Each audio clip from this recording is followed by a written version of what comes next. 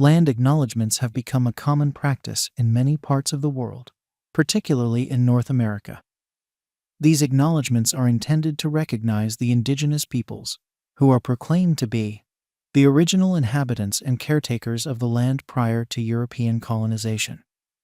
While the intent behind these acknowledgments is honorable, they present an incomplete story. Since the dawn of human civilization, lands have continually changed hands due to the dynamics of power, conflict, war, and invasion. This pattern is not unique to any one region or time period. It is a universal aspect of human history. Around the world, in Asia, Europe, Africa, and the Americas, powerful groups have risen, conquered, occupied land, taken land, and have had their land taken from them through warfare and strategic dominance. This is the cultural universality of the human experience. The fact that we are all here is because at some point in our own ancestral histories, they were the invaders, the conquerors, the land occupiers, and as such survived to give rise to our existence. This is true regardless of our cultural background, race, or ethnicity. Looking back approximately 2,000 years ago, North America was home to diverse indigenous cultures with complex societies. The Hopewell culture, flourishing in the Ohio River Valley, constructed elaborate earthworks and engaged in extensive trade networks. Their influence extended across vast distances, facilitated by their strategic control of trade routes and resources. Prior to the Hopewells, the Adena culture was dominant in the preceding 500 years, but were ultimately conquered and replaced by the Hopewells. Additionally, the Mississippian culture, known for its mound building, established large urban centers like Cahokia. These and other societies were not isolated. They often interacted with and waged war against one another in order to gain geographical dominance over the resources and land. In Asia, around the same period, the Han Dynasty in China was expanding its borders through military conquests and consolidation of power. In Africa, the Bantu migrations, which began around 1000 BCE, saw the spread of Bantu-speaking peoples across much of sub-Saharan Africa, displacing and assimilating other groups.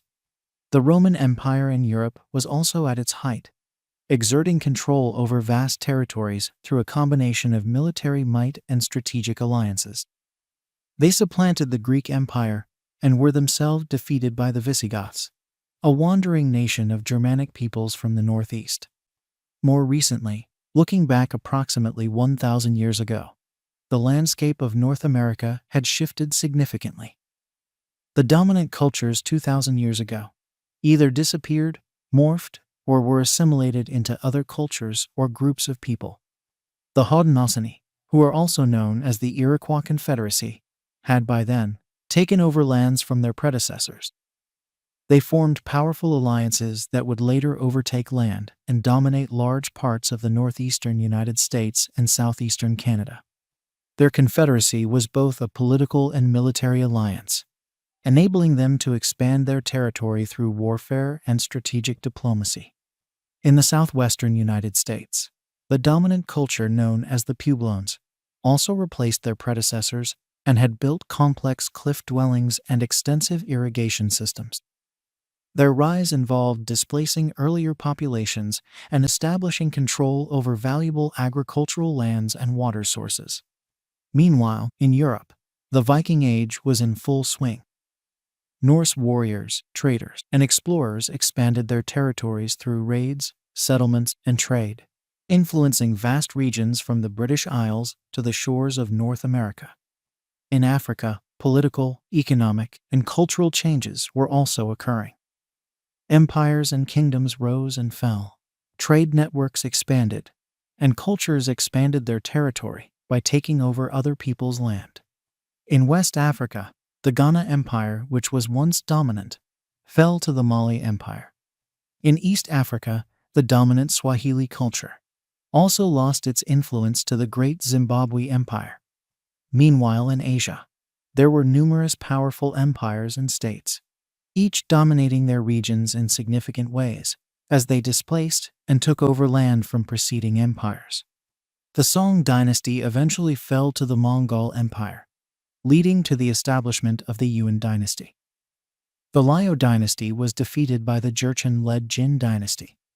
If we look back to more recent times, to approximately 500 years ago, just before European contact, North America was a patchwork of indigenous nations with complex relationships. The Haudenosaunee continued to exert their dominance, engaging in the Beaver Wars to control the fur trade. These conflicts led to the displacement of several tribes, including the Huron-Wendat and Petun.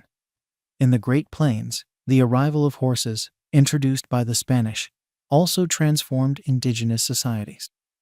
New groups like the Comanche and Sioux used their newfound mobility to expand their territories and dominate other tribes.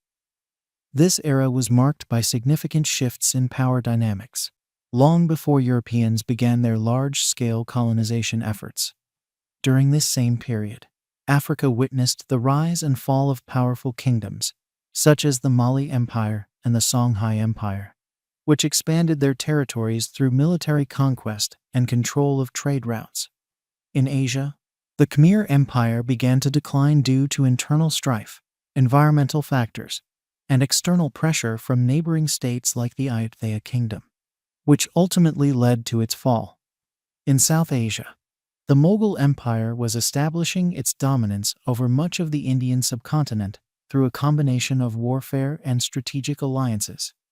All these exchanges in power, displacements of people and cultures, shifts in control of the land, preceded any European colonization, and it was happening everywhere in the world. When Europeans began to broaden their dominance over larger parts of the world, they arrived in North America and encountered a continent already shaped by millennia of conflict, migration, and conquest.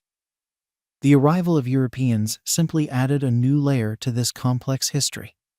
Colonizers from Spain, France, and England sought to dominate the land and its resources. In the same way, the indigenous tribes fought to dominate the land.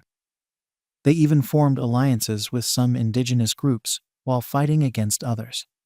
For example, during the early 17th century, the English allied with the Haudenosaunee against the French and their Huron-Wendat allies. These alliances and conflicts were part of the broader struggle for control over North America, a continuation of the patterns that had shaped the continent for centuries previously. The history of land conquest and dominance is not unique to North America. Throughout human history, powerful groups have expanded their territories through warfare and strategic dominance across the globe. In Europe, the Greek and Roman empires, followed by the Viking expansions, and later the Napoleonic Wars, reshaped the continent's political landscape multiple times. In Africa, the Zulu kingdom in the 19th century expanded its territory through military conquests under the leadership of Shaka Zulu.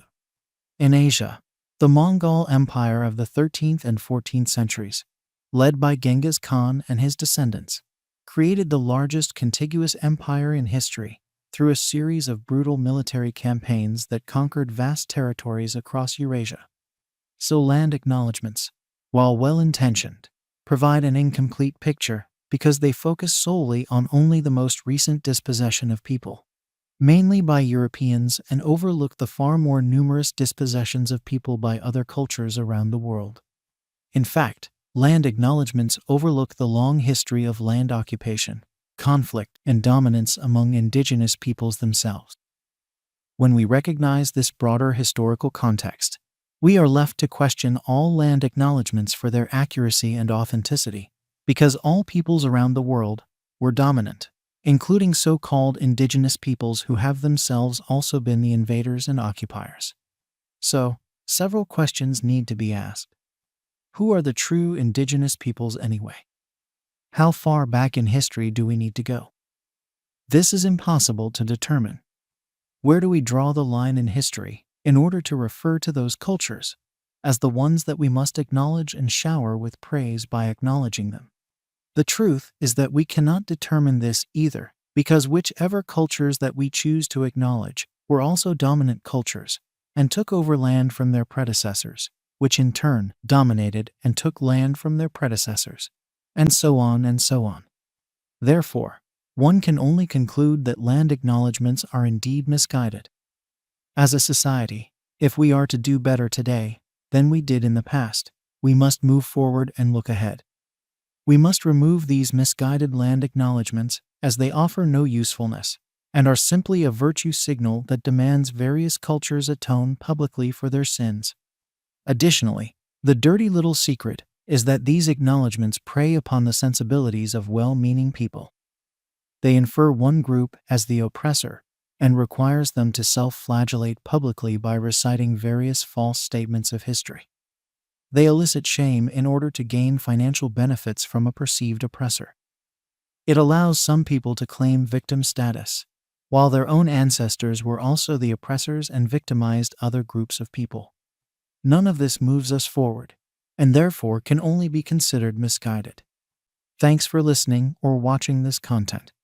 If you like this little piece of history, please press the like button and subscribe. Then share it with your friends. Thanks.